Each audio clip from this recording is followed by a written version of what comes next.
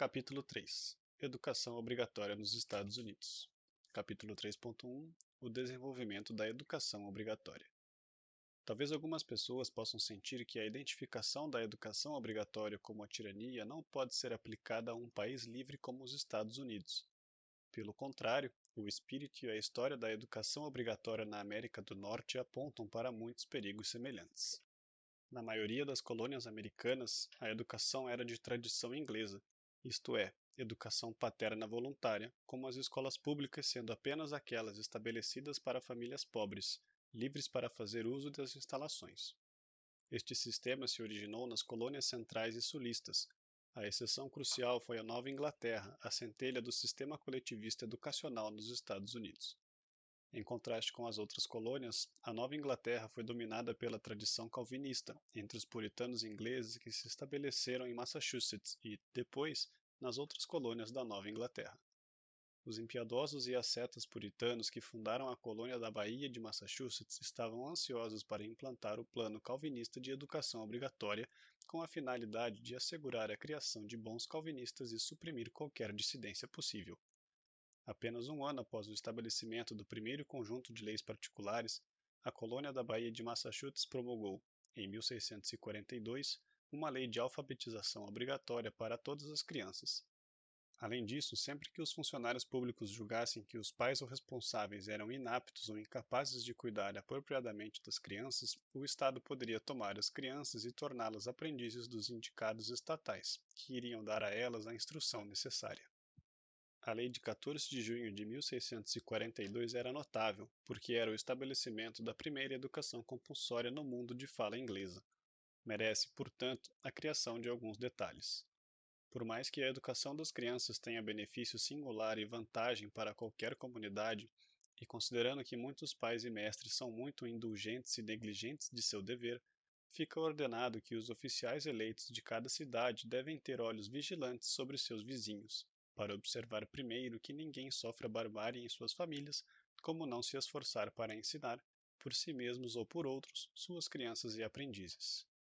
Em 1647, a colônia complementou essa lei com o estabelecimento de escolas públicas. O grande esforço da educação compulsória foi posto no ensino dos princípios calvinistas puritanos. É significativo o fato de que a colônia de Plymouth dos peregrinos liberais, ligeiramente mais antiga e mais religiosa, não estabeleceu um sistema de educação obrigatória. Quando a colônia de Plymouth foi incorporada à Baía de Massachusetts, no entanto, as leis educacionais desta última prevaleceram. Qual foi o tipo de governo estabelecido no primeiro sistema educacional compulsório do mundo de fala inglesa, a inspiração futura para o sistema educacional dos outros estados?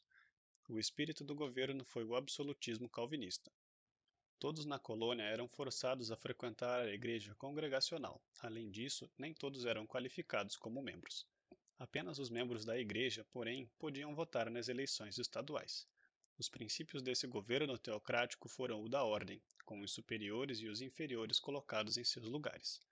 A autoridade ministerial dos anciãos da igreja foi estabelecida. Para ser admitido como membro da igreja e com direito a voto, o candidato devia ser examinado pelos anciãos da igreja, que determinavam se havia ou não algo de Deus ou da graça em sua alma, e depois o aceitavam como membro. O grande líder espiritual puritano, reverendo John Cotton, entretanto, declarou que hipócritas que se conformavam meramente com as regras dos anciões sem crenças profundas poderiam continuar sendo membros, desde que não ficassem ociosos em suas ocupações. É interessante notar que a colônia fundou o Harvard College em um de seus primeiros atos, em 1636, como sendo estatal. As autoridades declararam que as escolas deviam depender dos magistrados para prevenir a corrupção das sãs doutrinas. Outro líder, o ministro puritano e legislador, o reverendo William Hubbard, declarou que a experiência nos ensina que a maior parte da humanidade não é nada além de ferramentas e instrumentos para serem trabalhados por outros, do que agentes apropriados para um fim em si mesmos. São como ovelhas que necessitam de um pastor. Os magistrados são a força do governo, a cabeça da sociedade. O reverendo John Davenport aconselhou os eleitores a escolher bons governantes, porque era imperativo a eles se submeterem à autoridade do governante. Vocês devem se submeter à autoridade e realizar todos os deveres a eles que vocês escolheram, sejam eles bons ou ruins, em virtude da relação entre eles e vocês. Assim, a democracia formal foi no início vista como compatível com o despotismo dos governos sobre os governados. A influência mais importante na formação da colônia da Baía de Massachusetts foi seu primeiro governador, John Winthrop, que governou a colônia por 20 anos desde seu início em 1630. Winthrop acreditava que a liberdade natural era uma besta selvagem que deveria ser restringida pelas ordenanças de Deus. A correta liberdade civil significava ser bom, de modo a se sujeitar à autoridade. Winthrop considerava qualquer oposição à política do governador, principalmente quando ele era o governador, como positivamente sediciosa. O governo de Massachusetts foi totalmente consonante com esses princípios.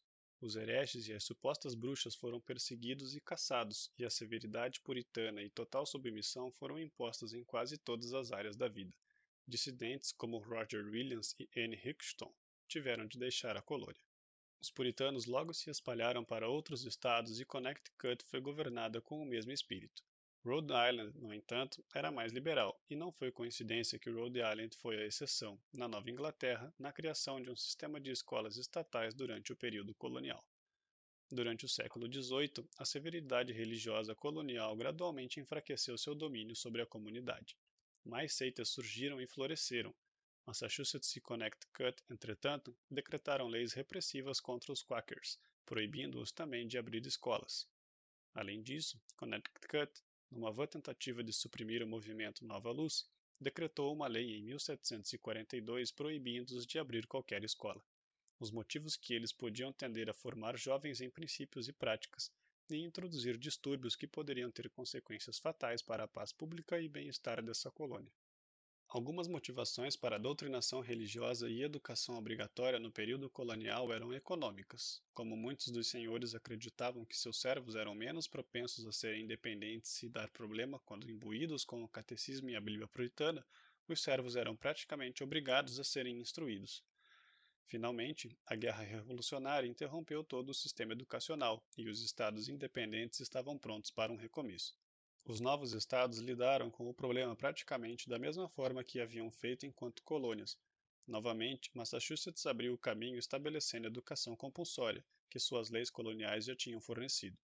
Tomaram o passo incomum de incluir em sua Constituição Estatal de 1780 uma cláusula expressamente garantindo a autoridade para a legislatura de impor frequência obrigatória na escola. Essa autoridade foi exercida prontamente, e em 1789 a frequência escolar se tornou obrigatória em Massachusetts. Connecticut fez o mesmo em 1805, com uma lei obrigando todos os pais a educar seus filhos. Deu sequência a esta alfabetização obrigatória com uma lei de 1842, obrigando toda criança abaixo de 15 anos e empregada a ir para a escola por 3 meses durante o ano, acrescentando, assim, uma escolarização obrigatória e suas leis de educação primária geral obrigatória ou alfabetização. No entanto, as leis de Massachusetts eram frouxas para com os que não iam às aulas, e em 1845, Boston tentou aprovar um projeto de lei contra a evasão escolar de crianças desempregadas, mas perdeu devido ao fato dos direitos dos países serem ameaçados. Entretanto, o projeto passou em 1846. Em 1850, Massachusetts autorizou suas cidades a tomar providência para os evasores escolares habituais e tomaram providências para que eles pudessem ser confinados em prisões. Finalmente, em 1852, Massachusetts estabeleceu o primeiro sistema abrangente em todo o estado, um moderno sistema de educação compulsória nos Estados Unidos. Ele previa que toda criança entre 8 e 14 anos tinha de frequentar a escola pelo menos 13 semanas ao ano. Massachusetts, até o final do século, continuou ampliando e fortalecendo suas leis de educação compulsória. Em 1862, por exemplo, fez a obrigatoriedade da detenção de crianças evasoras e aumentou a idade escolar para entre 7 e 16 anos. Em 1866, a frequência escolar se tornou obrigatória por 6 meses durante o ano. Este não é o local para uma discussão da batalha pelas escolas públicas, que transformaram o sistema educacional americano de 1800 a 1850. O objetivo dos defensores da campanha será analisado, mas basta dizer que, entre 1825 e 1850, o trabalho de propaganda tinha sido tal que os estados que não eram da Nova Inglaterra tinham mudado de um sistema de ausência total de escolas públicas ou apenas escolas para pobres para o estabelecimento de escolas gratuitas disponíveis a todos.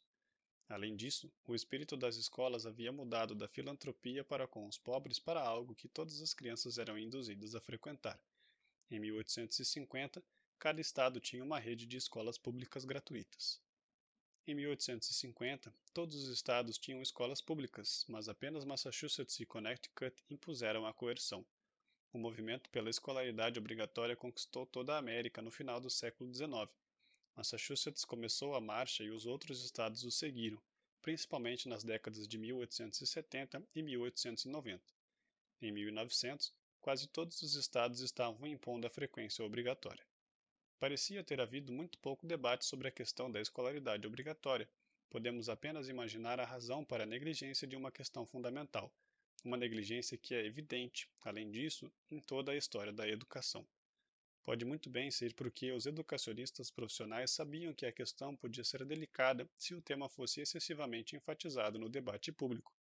Depois de citar algumas opiniões prós e contra as leis de escolaridade obrigatória, vamos investigar o desenvolvimento dos educacionistas e seus movimentos de propaganda, uma vez que eles foram fundamentais para o estabelecimento das escolas públicas e em governar seu funcionamento até os dias de hoje.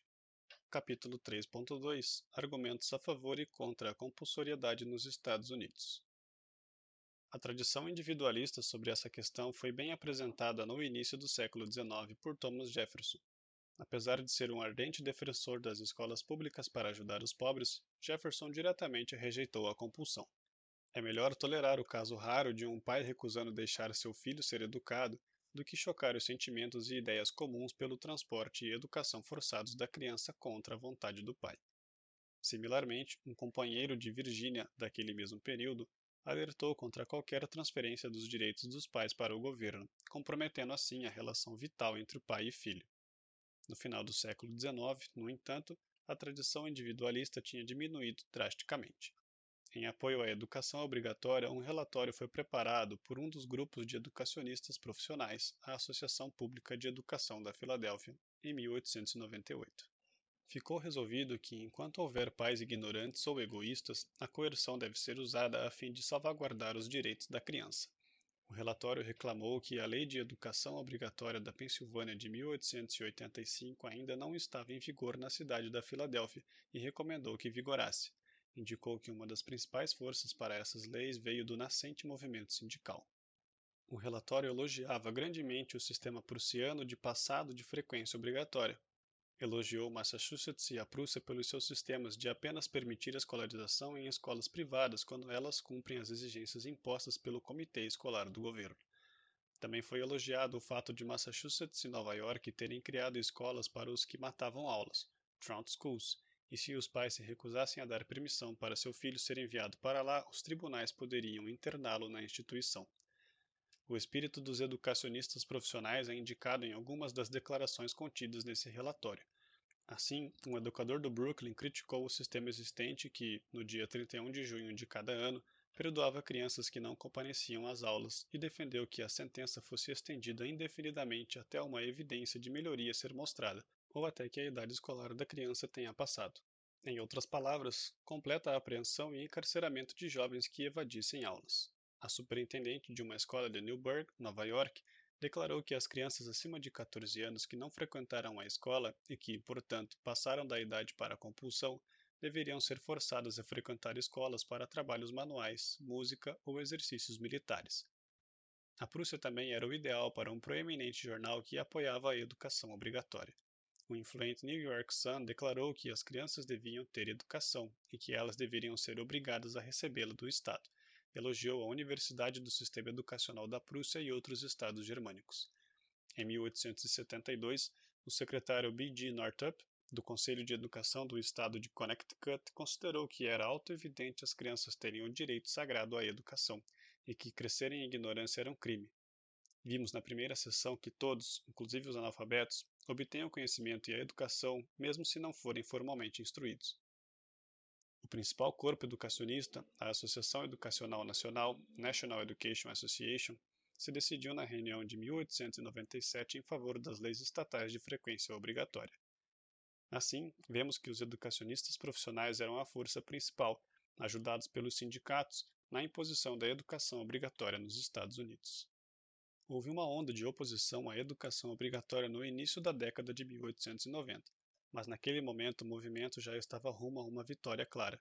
Por duas vezes, em 1891 e 1893, o governador Patteson da Pensilvânia, um estado com uma tradição de liberdade na educação, vetou projetos de educação obrigatória, alegando que qualquer interferência na liberdade pessoal dos pais era um princípio não americano. Entretanto, a lei passou em 1895, quando o governador Hastings assinou o projeto com grande relutância. Em 1892, a Plataforma Nacional do Partido Democrático declarou: "Nos opomos à interferência do Estado nos direitos dos pais e direitos de consciência da educação dos filhos, como uma violação da doutrina democrática fundamental de que a maior liberdade individual, compatível com o direito dos outros, assegura o mais alto tipo de cidadania americana e o melhor governo." Capítulo 3.3 Os objetivos do ensino público, o movimento educacionista. É muito importante considerar os objetivos da criação das escolas públicas, particularmente depois que os educadores profissionais se tornaram a principal força por trás do estabelecimento das escolas comuns gratuitas e da instrução obrigatória. Em primeiro lugar, o desejo pelas escolas públicas dos quase libertários como Thomas Jefferson e Thomas Paine era baseado numa crença de que o governo republicano é mais adequado para os cidadãos bem escolarizados e que o governo deveria disponibilizar tais instituições para aqueles muito pobres para pagar por elas sozinhos. Certamente, muitos daqueles que defendiam a criação de escolas públicas o fizeram simplesmente por esta razão. Entretanto, havia outro objetivo mais perigoso, particularmente entre os educacionistas, que eram a força principal da campanha e que tomaram controle dos conselhos estaduais de educação e faculdades de formação de professores.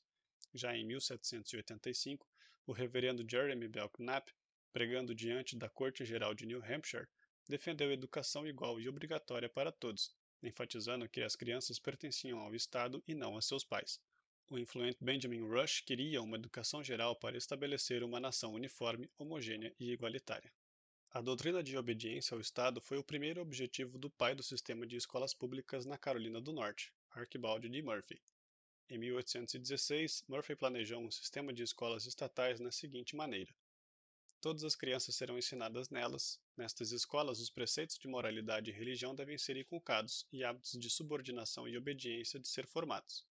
O Estado, no calor de sua solicitude para o bem-estar, deve se encarregar dessas crianças e colocá-las na escola onde suas mentes podem ser esclarecidas e seus corações podem ser treinados para a virtude. Pela década de 1820, os objetivos da coerção e do estatismo já estavam germinando pelo país e particularmente florescendo na Nova Inglaterra, embora a tradição individualista ainda fosse forte. Um fator que aumentou o poder da Nova Inglaterra em difundir a ideia coletivista na educação foi a enorme imigração daquela região. Habitantes da Nova Inglaterra invadiram o sul e o oeste para além de suas terras e levaram consigo o zelo pelo ensino público e pela coerção estatal. Nesta atmosfera, foi injetado mais perto que o país tinha visto da aldeia de Platão, o controle total do Estado comunista sobre as crianças. Este era o plano de dois dos primeiros socialistas na América, Francis Wright e Robert Dale Owen. Owen era filho de um dos primeiros socialistas utópicos britânicos, e como Robert Owen, seu pai, tentou um experimento de uma comunidade voluntária comunista em New Harmony, Indiana. Frances Wright era uma escocesa que também esteve em New Harmony e, como Owen, abriu um jornal chamado Free Inquirer. O objetivo principal deles foi promover seu sistema de educação obrigatória. Wright e Owen descreveram seu esquema assim: é uma educação nacional, racional e republicana, gratuita para todos à custa de todos, conduzida sob a tutela do Estado e para a honra, a felicidade, a virtude e a salvação do Estado. O objeto principal do plano era que a igualdade fosse implantada nas mentes, hábitos, costumes e sentimentos, de modo que, eventualmente, fortunas e condições seriam equalizadas. Ao invés de um complexo aparato de escolas públicas, escolas secundárias, seminários, etc., Wright e Owen defendiam que o Estado simplesmente organizasse uma série de instituições de recepção geral de todas as crianças vivendo no distrito. Estes estabelecimentos seriam dedicados ao cultivo completo de vários grupos etários. As crianças seriam forçadas a viver nesses lugares 24 horas por dia. Aos pais seria permitido visitar seus filhos de tempos em tempos. A partir dos 2 anos, toda criança estaria sob os cuidados e orientações do Estado. Nesses berçários de uma nação livre, não seria permitido entrar nenhuma desigualdade. alimentados numa mesa comum, vestidos com roupas comuns, suscitados do exercício de deveres comuns, no exercício das mesmas virtudes, no gozo dos mesmos prazeres, no estudo da mesma natureza, na busca do mesmo objetivo. Por exemplo, tal raça não iria trabalhar para a reforma da sociedade e aperfeiçoar as instituições livres dos Estados Unidos? Owen insistiu bastante no ponto de que o sistema não abraçava nada menos do que o todo o povo. O efeito seria regenerar os Estados Unidos em uma geração, iria tornar muitas classes em apenas uma.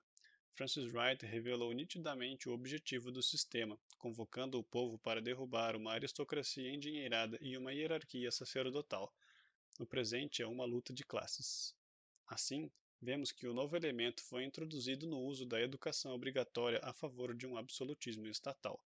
Um segundo objetivo é ter igualdade e uniformidade absolutas, e um sistema de escolaridade obrigatória foi visto por Owen e Wright como ideal para a realização dessa tarefa. Primeiro, os hábitos, mentes e sentimentos de todas as crianças deveriam ser moldados numa igualdade absoluta, e depois a nação estaria madura para o passo final da equalização da propriedade e renda por meio da coerção do Estado. Por que Owen e Wright insistiram em confiscar as crianças por 24 horas por dia a partir dos 2 anos, somente libertando-os com 16 anos no final da vida escolar? Como Owen declarou, nas escolas republicanas não deve haver tentação para o crescimento de preconceitos aristocráticos. Os pupilos devem aprender a se considerarem concidadãos iguais. Respeito não deve ser prestado aos ricos, nem retirado da pobreza. Contudo, se as crianças dessas escolas estatais vão toda a noite, uma para o quarto de carpete suave de seus pais ricos e outra para os seus pais pobres ou para a cabana sem conforto de sua mãe viúva, elas irão retornar no dia seguinte como amigas e iguais? Da mesma forma, diferenças na qualidade das roupas invocam sentimentos de inveja por parte dos pobres e desdém por parte dos ricos, que devem ser eliminados, forçando uma uniformidade sobre ambos. Ao longo de seu plano, corre o ódio pela diversidade humana, particularmente pelos padrões de vida dos ricos em comparação com os pobres. Para efetivar seu plano de equalização profunda pela força, as escolas devem receber as crianças não por 6 horas por dia, mas devem alimentá-las, vesti-las e alojá-las completamente. Devem direcionar não apenas seus estudos, mas suas ocupações e diversões, e devem cuidar delas até completarem sua educação. Pode-se afirmar que o plano de Owen Wright é sem importância, que tinha significado puramente maluco e pouco influente. O contrário é verdadeiro. Em primeiro lugar, o plano tinha uma enorme influência. Certamente as ideias de promoção da igualdade eram dominantes no pensamento do influente grupo dos educacionistas que criaram e controlaram as escolas públicas da nação durante as décadas de 1830 e 1840. Além disso, o plano de Owen leva toda a ideia de uma escolaridade estatal obrigatória até a sua conclusão lógica, não apenas pela promoção do absolutismo estatal e igualdade absoluta, pelo qual o sistema é admiravelmente adequado, mas também porque Owen reconheceu que ele tinha de educar a criança toda, de forma a moldar suficientemente a futura geração. Não é provável que ninguém nos Estados Unidos aceitaria o movimento progressista de educar a criança como um todo e destinar-se a moldar toda a personalidade da criança contido no modelo do completo confisco comunista compulsório de Owen Wright. A influência do plano de Owen e Wright é atestada pelo fato de um historiador contemporâneo laudatório do movimento da escola pública colocá-lo primeiro em sua história, e devotando um espaço considerável a ele. Cramin relata que um grande número de jornais republicou os ensaios sobre o plano de Owen e os aprovou. Owen começou expondo seu projeto no final da década de 1820 e continuou até a década de 1840, quando ele escreveu e elaborou o plano com a Sra. Wright. Ele teve uma influência considerável em grupos de trabalhadores. Exerceu uma grande influência sobre o influente relatório de um comitê de trabalhadores na Filadélfia em 1829 sobre a educação na Pensilvânia. O relatório pediu igualdade, igual educação e treinamento apropriado para todos, e relatórios similares a este tiveram uma influência considerável na preparação do caminho para a legislação progressista no meio dos anos 30. Pouco tempo depois, surgiu na cena americana um fenômeno notável, um grupo coeso de educacionistas. Cramin os chama de reformadores da educação, cuja propaganda incansável foi fundamental no avanço das escolas públicas, que passaram então a controlar as escolas através de posições nos conselhos estaduais de educação, como superintendentes, etc., através do controle das instituições de formação de professores e, assim, dos professores. Este mesmo grupo, sob nomes diferentes, continua a dominar a educação primária e secundária até hoje, com suas ideias e jargões coesos. O mais importante é que eles têm conseguido impor as suas normas para os requisitos estatais de certificação para professores, de modo que ninguém pode ensinar numa escola pública se não passar por um curso de formação de professores dirigido pelos educacionistas. Foi esse mesmo grupo que fez passar a educação obrigatória e defendeu mais e mais a educação progressiva e que, portanto, merece um exame minucioso. Alguns americanos se orgulham de que seu sistema educacional nunca será tirânico, porque não é controlado pelo governo federal, mas pelo estadual. Isso faz muito pouca diferença, no entanto. Não apenas ainda é controlado pelo governo, seja federal ou estadual, mas também são quase completamente coordenados pelos educacionistas através de associações e periódicos nacionais.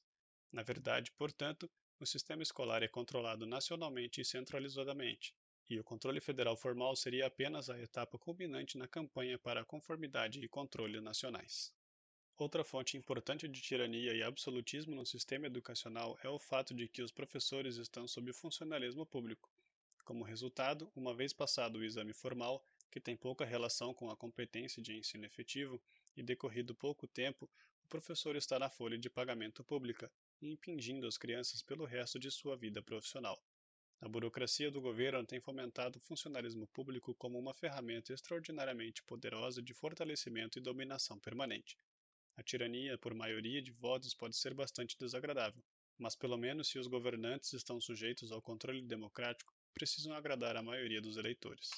Mas os funcionários do governo que não podem ser tirados pelo voto nas próximas eleições não estão sujeitos a qualquer controle democrático. Eles são tiranos permanentes. Estamos um pouco distante da política, colocando a educação sob o funcionalismo público. Certamente aumenta a moral da burocracia. Eleva-os a governantes absolutos, quase perpétuos em sua esfera de atividade. O fato de que professores estão sob funcionalismo público é uma das acusações mais contundentes contra o sistema americano obrigatório de hoje. Retornando aos primeiros educacionistas, as figuras principais do movimento foram homens como, na Nova Inglaterra, Horace Mann, em Massachusetts, e Henry Barnard, em Connecticut. Também James Carter, Calvin Stowe, Caleb Mills, Samuel Lewis e muitos outros. Quais eram seus métodos e seus objetivos? Um dos métodos para atingir os objetivos era constituir um turbilhão de organizações educacionais entrelaçadas. Uma das primeiras foi a American Lyceum, organizada em 1822 por Josiah Holbrook. O objetivo principal era influenciar e tentar dominar os conselhos estaduais e locais de educação. Em 1827, a primeira sociedade para a promoção das escolas públicas foi aberta na Pensilvânia. Esta sociedade se engajou num extensivo programa de correspondência, panfletos, comunicados de imprensa, etc. Organizações similares foram formadas no início da década de 1830 em todo o Oeste, com palestras, reuniões, memoriais para os legisladores e lobby. Centenas destas associações foram formadas por todo o país.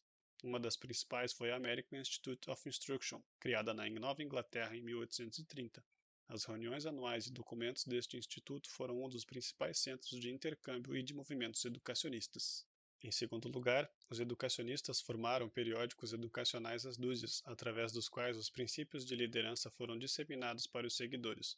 Os principais eram o American Journal of Education, o American Annals of Education, o Common School Assistant e o Common School Journal. A rota mais importante da influência educacionista foi a obtenção de posições de liderança nos sistemas escolares estaduais. Assim, Horace Mann, editor do Common School Journal, se tornou secretário do Conselho de Educação de Massachusetts e em seus relatórios anuais durante a década de 1840 foi extremamente influente em determinar a linha educacionista. Henry Barnard se tornou secretário do Conselho de Educação de Connecticut. Calvin Willey se tornou chefe das escolas públicas na Carolina do Norte. Caleb Mills na Indiana, Samuel Lewis em Ohio, etc. Os educacionistas, particularmente sob influência de Horace Mann, não chegaram ao ponto de defender a educação obrigatória, mas eles foram até o ponto de convocar todos a irem para as escolas públicas, depreciando as escolas privadas. Eles estavam particularmente ansiosos para induzir todos a irem para as escolas públicas, assim todos poderiam ser moldados na direção da igualdade. O educacionista da Virgínia, Charles Mercer, escreveu um elogio à escola comum, que pode ser comparado com o plano de Owen. A igualdade em que nossas instituições estão fundadas não pode ser intimamente ligada aos hábitos de pensamento de nossa juventude, e é óbvio que seria grandemente promovida pela permanência conjunta, pelo período mais longo possível, nas mesmas escolas de instrução juvenil, ao sentar da mesma forma, envolver nas mesmas competições, participar das mesmas recreações e diversões e perseguir os mesmos estudos, em conexão um com os outros, sob a mesma disciplina e em obediência à mesma autoridade. Mercer era líder do movimento educacionista da Virgínia. A defesa vigorosa do papel de nivelamento da escola pública apareceu novamente diversas vezes na literatura educacionista. Samuel Lewis destacou particularmente que as escolas comuns pegariam a população diversificada e a moldariam em um só povo. Theodore Edson exultou que em tais escolas as crianças boas devem aprender a se misturar com as más, pois elas terão de fazer isso na vida mais tarde. O influente Orville Taylor, editor da Common School Assistant, declarou: "Vamos todos enviar para ela a escola comum. Isso é dever." E em 1837, palavras bem parecidas com a de Mercer e Owen, quando superiores e inferiores são ensinados na mesma sala e com o mesmo livro e pelo mesmo professor. Essa é uma educação republicana. O menosprezo pelas escolas privadas seguiu de mãos dadas com esses sentimentos. Esse tema apareceu quase universalmente nos escritos dos educacionistas. James Carter o sublinhou na década de 1820. Orville Taylor declamou nos termos reminiscentes de Owen que se uma criança rica é mandada para a escola privada, ela será ensinada que é melhor do que a criança da escola pública. Isso não é republicanismo. Os educacionistas consideram que é essencial inculcar as crianças com princípios morais, e isso também significava a fé religiosa. Eles podiam não ser sectários, no entanto, e ainda induzir todos os grupos religiosos a enviar seus filhos para as escolas públicas. Por isso, eles decidiram ensinar os fundamentos do cristianismo protestante nas escolas públicas, como uma fé comum a todos. Esta solução pode não ter sido demasiado evidente no início, mas a imigração pesada de católicos pouco depois da metade do século criou uma dificuldade insuperável num programa desse tipo. Outra faceta interessante deste período foi uma indicação de uma grande limitação imposta para os educacionistas porque a instrução continuava sendo voluntária.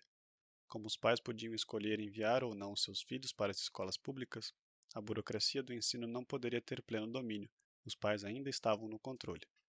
Portanto, não poderia haver nenhum absolutismo religioso. Além disso, Horace Mann foi enfático em insistir que, para todos os assuntos políticos controversos, o professor deveria ser neutro. Se ele não fosse estritamente neutro, os pais com visões opostas não mandariam seus filhos para as escolas públicas e, o ideal de uniformidade, a educação igual para todos seria derrotada. Assim, vemos a enorme importância da educação voluntária como um controle sobre a tirania. As escolas públicas tinham de se manter neutras politicamente e religiosamente. Uma falha básica desse plano, é claro, é que ao lidar com assuntos políticos e econômicos, é quase impossível tratá-los de forma inteligente e precisa, sendo estritamente neutro e evitando toda controvérsia. É, obviamente, o melhor plano, no entanto, dado o estabelecimento das escolas públicas. Os educacionistas se irritaram com essas restrições e se voltaram ao modelo prussiano no qual essas dificuldades não apareceram. Na verdade, eles só eram politicamente neutros onde não existiam grandes controvérsias, e eles inculcaram o nacionalismo americano e a uniformidade na linguagem. Calvin Stowe pediu a adoção dos métodos prussianos, embora tenha alegado que nos Estados Unidos os resultados seriam republicanos e não despóticos. Stowe pediu a colocação universal do dever da educação no mesmo plano do dever militar. O influente Stowe falou quase nos mesmos termos em 1836 que fez o Martinho Lutero 3 séculos antes. Se uma preocupação com segurança pública faz com que seja certo para o governo compelir os cidadãos para o serviço militar quando o país é invadido, a mesma razão autoriza o governo a compeli-los a prover a educação de seus filhos, pois nenhum inimigo deve ser mais temido do que a ignorância e o vício. Um homem tem tanto direito de pôr em risco o Estado jogando nele uma família de crianças ignorantes e viciosas, quanto tem o de dar permissão para espiões de um exército invasor. Se ele não tem condições de educar seus filhos, o Estado deve ajudá-lo. Se relutante, deve forçá-lo. A educação geral é um meio de defesa muito mais certo e muito menos caro que o arranjo militar. Educação popular não é tanto um desejo como um dever, como a educação, é provida pelos pais e paga por aqueles que não lucram por seus resultados, é um dever. Outro princípio do sistema prussiano que Stowe admirava era sua uniformidade obrigatória de linguagem. Ele também elogiou a vigorosa frequência obrigatória e as leis anti-evasão. O relatório de Stowe sobre a educação prussiana teve enorme influência sobre os educacionistas e tomaram sua liderança sobre esse assunto. Mann e Bernard tinham visões parecidas, embora o primeiro tenha hesitado sobre a compulsão. Bernard, no entanto, não foi relutante. Elogiando o sistema educacional prussiano, escreveu: A frequência regular na escola deve ser um objetivo de controle específico e a vigilância mais ativa, pois essa é a fonte onde brotam todas as vantagens que a escola pode produzir. Seria muita sorte se os pais e as crianças estivessem sempre dispostos. Infelizmente, este não é o caso, particularmente nas grandes cidades. Embora seja lamentável ser forçado a usar constrangimento, é quase sempre necessário começar com isso. A sinceridade de Horace Mann era certamente discutível. Em seus relatórios anuais, ele denunciou os direitos de propriedade e falou de controle social e de uma propriedade de bens comuns. Por outro lado, enquanto pedia doações aos industriais para as escolas, ele abandonou essa linha e a fala de neutralidade política e declarou que ele aprovava completamente a doutrinação contra a democracia jocosiana e o governo das massas. Henry Barnard também aprovou a doutrinação em favor da propriedade e contra a rebelião das massas. É óbvio que os educacionistas se irritaram extremamente contra as restrições do voluntarismo. O que era necessário para permitir a doutrinação e a uniformidade estatais era o sistema de compulsão prussiano. Ele foi adotado no final do século XIX e os envoltórios estavam de fora. A neutralidade já não precisava ser imposta ou clamada. Outra declaração educacionista em defesa da autoridade do Estado foi feita pelo influente Josiah Quint, prefeito de Boston e presidente de Harvard, que declarou em 1848 que toda criança deveria ser educada para obedecer à autoridade. George Emerson, em 1873, afirmou que era muito necessário para o povo se acostumar desde cedo a se submeter à autoridade. Estes comentários foram impressos em importantes periódicos educacionistas, como o School Journal e School and Schools Masters, respectivamente. O influente Jacob Abbott declarou, em 1856, que um professor deve levar seus alunos a aceitar o governo existente. O superintendente da instrução pública de Indiana declarou em 1853 que a política da escola era moldar todas as pessoas em um povo com interesses comuns. Capítulo 3.4 Educação progressiva e o cenário atual. É óbvio que há pouco tempo e espaço aqui para entrar numa extensiva discussão do muito criticado sistema de educação permissivo progressista e do atual estado das escolas públicas. Algumas considerações gerais, no entanto, emergem particularmente à luz do triunfo do sistema de Rousseau-Pestalozzi-Dewey neste país desde 1900. 1. O efeito da educação progressista é destruir o pensamento independente na criança, na verdade, reprimir qualquer pensamento que seja. Em vez disso, as crianças aprendem a reverenciar certos símbolos heróicos, ou seguir a dominação do grupo, como no Japão de Lafcadio Heard. Assim, as matérias são ensinadas o menos possível e a criança tem pouca chance de desenvolver qualquer capacidade de raciocínio sistemático no estudo dos cursos definidos. Este programa está sendo levado adiante no ensino médio, assim como na escola primária, de modo que muitos dos graduados na escola são ignorantes de leitura e ortografia elementar e não conseguem escrever uma frase coerente. O conjunto dos educadores em vigor está no caminho de estabelecer colégios deste tipo, nos quais não haveria cursos sistemáticos, e tem grande sucesso no caso de suas escolas de formação de professores. A política de deixar a criança fazer o que gosta é insidiosa, pois as crianças são incentivadas a continuar sempre em seu nível inicial superficial, sem receber orientação no estudo. Além disso, os 3 R's, as ferramentas fundamentais, são negligenciadas tanto quanto possível. O resultado é que a chance da criança desenvolver a sua mente é grandemente atrasada. A política de ensinar palavras através de imagens, ao invés de pelo alfabeto, tende a privar a criança de tenra idade do maior instrumento de raciocínio de todos. 2. Igualdade e uniformidade são buscadas mais do que nunca, mesmo sob o disfarce de deixar os indivíduos fazerem o que gostam. O plano é abolir notas, através das quais as crianças ótimas ou ruins conhecem a extensão de seus progressos, e em vez disso dar nota subjetivamente ou nenhuma. Classificação subjetiva é um esquema monstruoso de avaliar cada estudante com base no que o professor pensa arbitrariamente das capacidades da criança, e a pontuação é avaliada na medida em que a criança preenche essas capacidades. Isso coloca uma desvantagem terrível sobre os alunos brilhantes e concede privilégios especiais ao menos capazes, que podem ficar como se eles não fossem tão menos capazes como realmente são. Os estudos tendem a seguir agora o mais baixo denominador comum, ao invés da média, para não frustrar o menos capaz. Como resultado, os pupilos brilhantes são frustrados do incentivo e oportunidade de estudar, e os lentos são encorajados a acreditar que o sucesso, na forma de notas, promoção e etc., virá a eles automaticamente. A individualidade é suprimida ensinando todos a se juntarem ao grupo. Toda a ênfase é no grupo e nos votos de grupo, decidindo suas questões pela vontade da maioria e etc.